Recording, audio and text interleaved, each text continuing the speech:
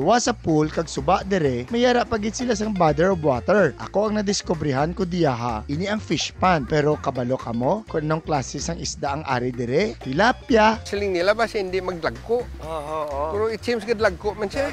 Te, kung train sang tilapia nga mo ni, pwede sa cold water de sa bukid, dako gini nga bulig sa solusyon sa aton food problem. Diya makasurvive ang tilapia. Oo. Ote, maayo galing tinutuyo ni. Pero paglibot ko pagid, ari pagid ang nakita ko, kinabiligya ni ang mga silhig. May ara ita tawag nga mga 3 hectares nga udyong plantation. Udyong. Oh, amuning udyong.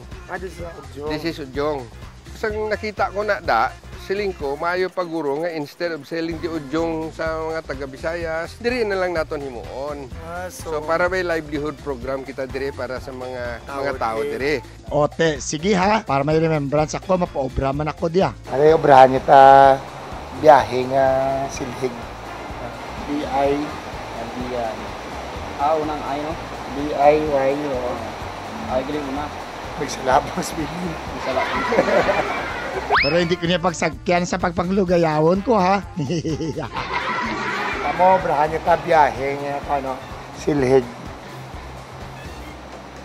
Biyahe. Ako si Rusty Ramos, ang padayon niyong upod sa pagbiyahe.